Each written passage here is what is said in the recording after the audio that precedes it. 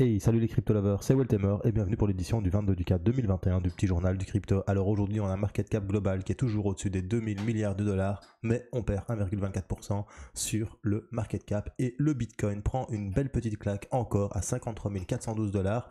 Il perd 4,08% pendant qu'Ethereum fait un nouvel all-time high à 2570 dollars. Je t'en avais parlé qu'on allait vers les 2500 hier, c'est ce qui s'est produit. Encore une fois, n'oublie pas, je suis pas Madame Irma, il gagne quand même 4,41%. Derrière, tu as le Binance Coin qui perd 4,66 à 5,48, le Ripple qui perd 4,43 à 1,31, le Cardano qui perd 1,96, le Dogecoin qui perd 5,68 mais qui est toujours en 7ème position. Je serais content qu'il ne sera plus dans le top 10.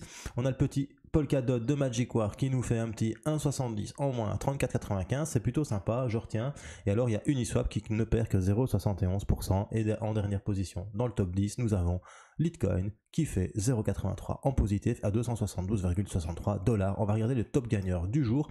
Nous avons Solana qui te fait un petit 12,96% à 38,02. Le Compound qui te fait 11,13. Et le Maker de DAO 10,18, mais quand tu descends, tu te rends compte que, en fait, il y a simplement que quelques cryptos aujourd'hui qui sont dans le vert sur 9428 cryptos. T'en as peut-être une dizaine, voire une quinzaine qui sont dans le vert. Conclusion, c'est un jour rouge pour les crypto-monnaies. On verra pourquoi dans les nouvelles, parce que franchement, j'ai trouvé un article aujourd'hui qui m'emballe pas trop. Je t'avoue, là, ça m'emballe pas trop. Il y a peut-être un effet Chine 2017 qui va arriver et ça me fait un petit peu peur. Sans vouloir faire trop peur, mais voilà, ça m'emballe pas. Si tu es nouveau sur la chaîne, bienvenue à toi. N'hésite pas à t'abonner et d'actionner la petite cloche de notification pour ne rater aucun petit journal du crypto. Je l'ai fait chaque jour. Alors tu peux aussi nous rejoindre sur Culture Crypto Twitter et nous rejoindre sur Culture Crypto Facebook. Allez, c'est parti. Générique.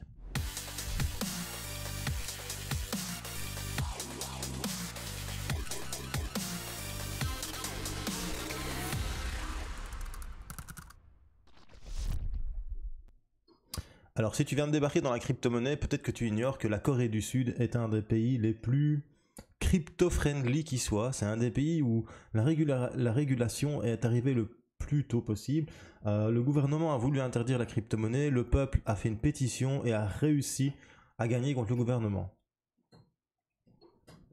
Mais là, il y a quand même quelque chose qui me fait tiquer. Quand je vois le ministre coréen a déclaré que les 200 échanges crypto-monnaies du pays risquent de fermer au mois de septembre. La déclaration fait suite à une augmentation des appels à la réglementation de la crypto dans le pays. Monsieur Eun Seong-so, président du comité des finances en Corée du Sud, a déclaré ce matin que plus de 200 bourses échanges crypto-monnaies risquaient d'être fermées en ce mois de septembre 2021 s'ils ne respectaient pas les réglementations en vigueur, selon un rapport sur le principe du point de vue local. Alors, il a ajouté que les responsables prévoyaient en outre d'imposer des taxes sur... Désolé, j'étrangle pas ma fille, je te promets. Je fais mon petit journal du crypto. Alors, elle n'est pas contente non plus, hein, tu vois, elle n'est pas contente, elle sent déjà le bazar arriver. Hein. Alors, il a ajouté que les responsables prévoyaient en outre d'imposer des taxes sur le commerce des crypto-monnaies, ça y est, c'est parti, et que le gouvernement n'avait aucun plan pour protéger les investisseurs en crypto-monnaie, contrairement au trading traditionnel. Moi, je dis, ça pue le lobbying de la bourse traditionnelle contre les crypto-monnaies, parce qu'il ne faut pas oublier que cette année, c'est le premier pays où journalièrement on trade plus en crypto que sur la bourse traditionnelle. Alors, il va y avoir de la réglementation beaucoup plus stricte sur les échanges crypto-monnaies, une nouvelle politique de QIC, un régime fiscal différent et exigeant que toutes les entreprises de crypto-monnaies soient enregistrées dans le pays. Ils vont devoir satisfaire à des exigences telles que la certification d'un système de gestion de protection de l'information. C'est sûr que avec tous les hacks qui se passent sur les petits échanges crypto, ça devait arriver. Et alors aussi, ils vont devoir faire des délivrances de comptes en nom réel. Et là, ça commence quand même à sentir le roussi. Alors, il faut comprendre que la Corée du Sud, c'est un des pays où il y a le plus de trading sur les crypto-monnaies. Le Bitcoin coûte plus cher là-bas que chez nous. Les experts locaux de l'industrie disent que ceci ne pourrait être qu'un avertissement. La déclaration de Monsieur Do ne pourrait être qu'un avertissement aux plateformes de trading qui ne sont pas en règle. Surtout qu'il fait remarquer qu'aucune, je dis bien aucune plateforme de trading ne s'est encore enregistrée auprès des autorités compétentes alors qu'il ne reste plus que 6 mois avant l'application du Money Act exceptionnel qui avait été voté l'année passée concernant les crypto-monnaies. Donc ça ne m'étonne pas de voir que le marché des crypto-monnaies vacille aujourd'hui. En plus, je vous en avais parlé dans l'analyse technique hier du Bitcoin. On était quand même dans un moment convexe du cours. Et ça, je trouve que c'est quand même une mauvaise nouvelle. La dernière fois qu'on a eu des mauvaises nouvelles comme ça, c'était avec la Chine qui arrêtait le trading de crypto-monnaies. Ici, c'est juste un rappel à l'ordre aux plateformes de trading. Mais le truc, c'est est-ce qu'elles vont se conformer ou pas? Parce que si elles ne se conforment pas, tu as 200 plateformes qui risquent de fermer du jour au lendemain. Et ça, tu vois, c'est pas fait pour rassurer les investisseurs tels que toi, moi, ou même ceux qui ont de gros portefeuilles. Conclusion, c'est délicat ce qui se passe là. Je sais pas ce que tu en penses, dis-moi ça dans les commentaires. Alors, autre chose, aujourd'hui, on apprend que la Binance Smart Chain dépasse de plus de 600% les transactions quotidiennes d'Ethereum. Bah oui, ça devait arriver, hein. Vu le prix d'une transaction sur Ethereum, vu la hype et le marketing que développe CZ pour sa Binance Smart Chain, et surtout vu le prix des transactions 100 fois moins cher que sur Ethereum, mais tu m'étonnes que les gens se ruent et se massent sur la Binance Smart Chain. Maintenant, il y en a beaucoup qui perdent leurs pantalons et leurs culottes. Pourquoi? Parce qu'il y a beaucoup de projets que lorsque tu rentres dedans, ça te promet monts et merveilles, et au final, tu te retrouves avec un gros abysse dans ton portfolio. Conclusion, c'est très bien pour la Binance Smart Chain, ce sera encore mieux quand elle sera décentralisée, et ce sera encore mieux lorsque de vrais gros projets, il y en a, hein, il y en a beaucoup, hein, il y en a quelques-uns en tout cas à PancakeSwap, il y a Bifi, Finance, il y a vraiment de bons projets, ne me faites pas dire ce que je n'ai pas dit, mais bon, les plus gros projets sont toujours sur Ethereum, ceux en tout cas qui sont legit et qui ne font pas du gambling de liquidité pour essayer de te faire croire que tu vas devenir millionnaire comme avec le PancakeSwap. Donc voilà, c'est très bien pour le Binance Smart Chain, c'est très bien pour Binance, mais encore une fois, tout l'écosystème crypto se dirige de plus en plus vers Binance. Binance centralise toutes les crypto-monnaies, Binance centralise tous les projets défis, Binance centralise la blockchain, parce que ça, blockchain, il n'y en a que 7 ou 21 validateurs, je ne sais plus, je t'avoue, j'hésite avec Tron. Je crois que c'est 7 ou 21, je ne sais plus combien de validateurs, je crois que c'est 21. Il y a 21 validateurs sur la blockchain Binance. Non mais attends, je ne sais plus combien il y en a sur la blockchain Ethereum, mais il y en a bien plus des validateurs, tu vois. Donc c'est bien plus décentralisé. Donc ici, n'oublie pas, hein, CZ, s'il a envie de couper le courant, il coupe le courant à 7 personnes et c'est tout.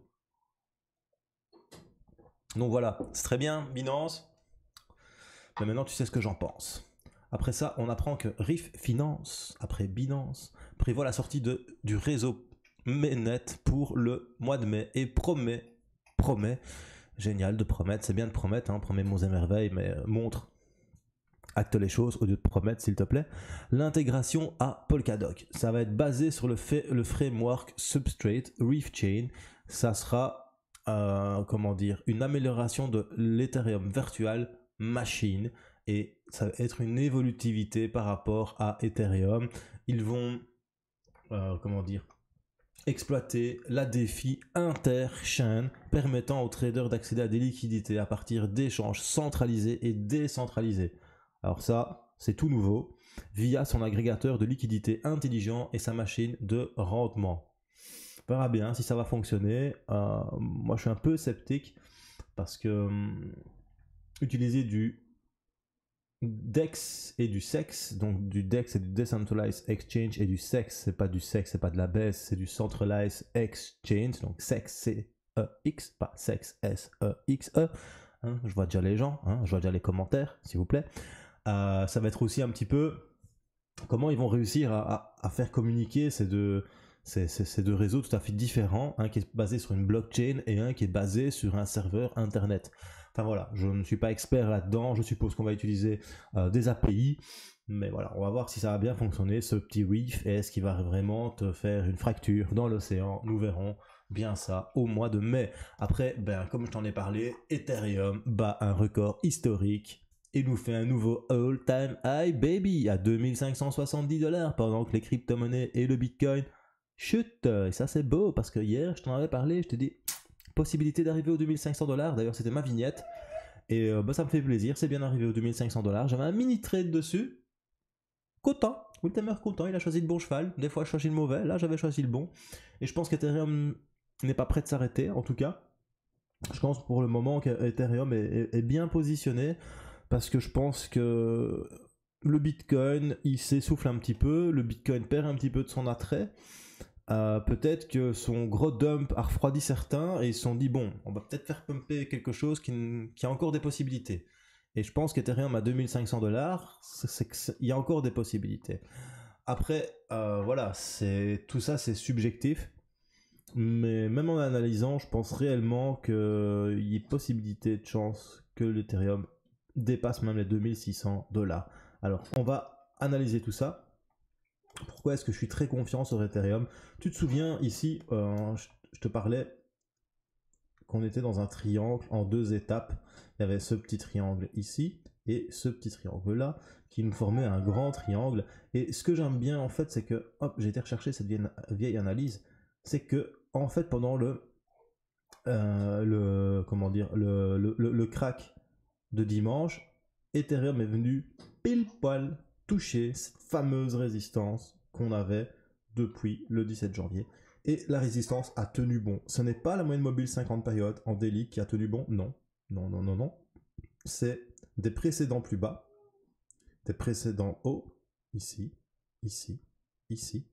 Et ça a assis, comme s'asseoir, ça a assis le cours d'Ethereum. Il a bien rebondi, il est reparti à la hausse, il est revenu chercher son all-time high, il t'en a fait un nouveau. Ici, maintenant, il est déjà en train de réduire un petit peu, c'est normal, il fait ce qu'on appelle un pullback.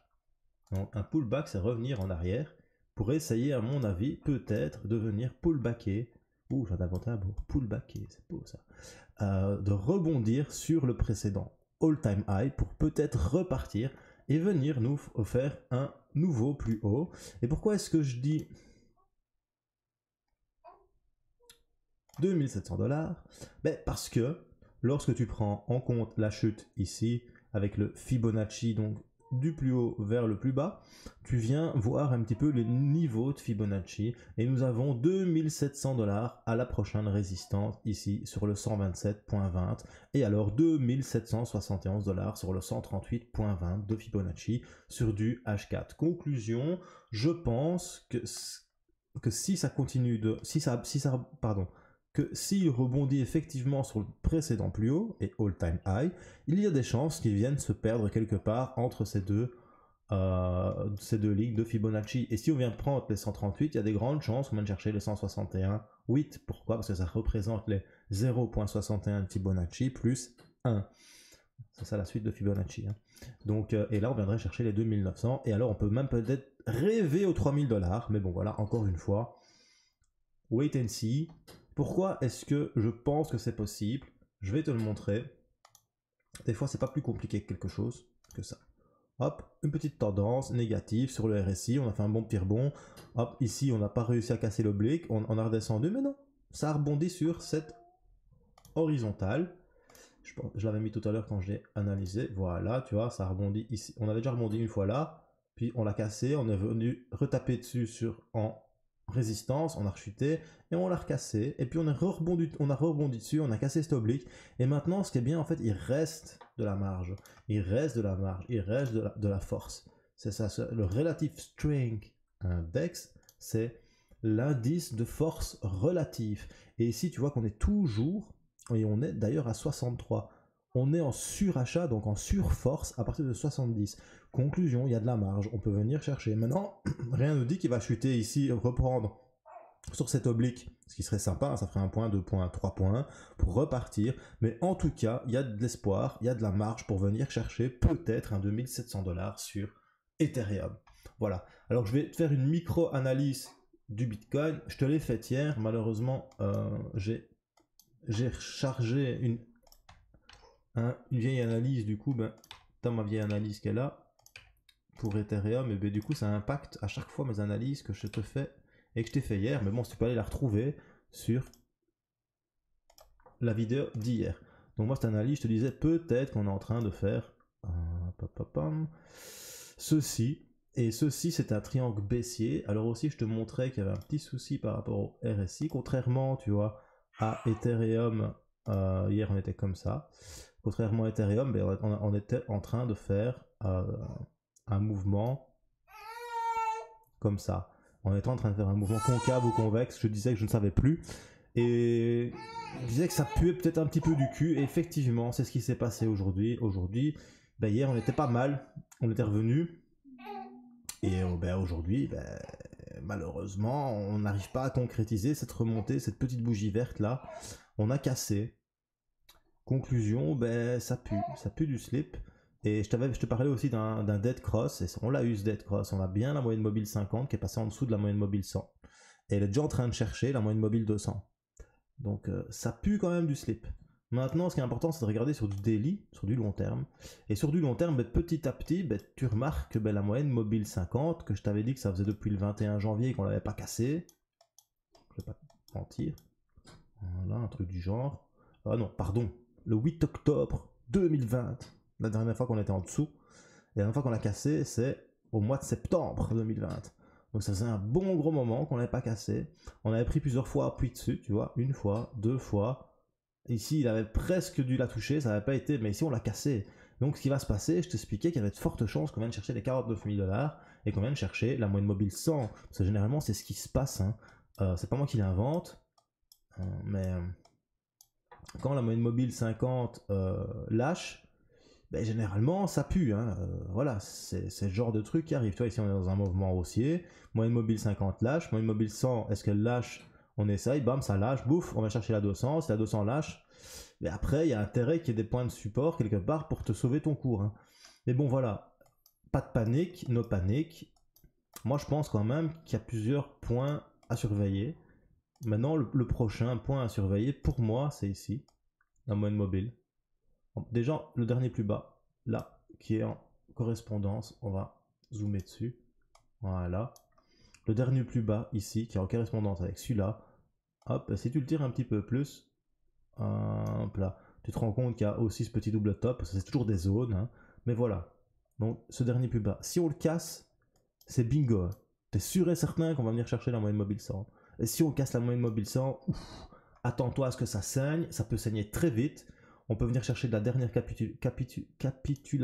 capitulation, ou je sais plus comment on dit, enfin, les derniers qui vont capituler, hein. Je suis vraiment fatigué, désolé les gars, encore une fois, je me suis levé super tôt ce matin. 30% de perte, c'est bien possible. N'oubliez pas, le Bitcoin, c'est ça. Le Bitcoin, après une grosse montée fulgurante comme ça, il peut perdre 30%. Et si ça s'inverse, si ici, on vient casser là, les 28 000 $, alors on va chercher les 20 000. Maintenant, ne te fais pas dire ce que j'ai pas dit. Je ne dis pas qu'on va chercher les 20 000, mais il faut y penser. Donc soyez prudents. Voilà, c'était Wiltember pour le petit journal du crypto qui a duré un petit peu plus longtemps. Si t'as aimé, mets un petit pouce bleu. Si t'as pas aimé, mets un petit pouce rouge. Et surtout, n'oublie pas, bro, mets des commentaires et choose life, choose freedom et choose Bitcoin. Peace, bro.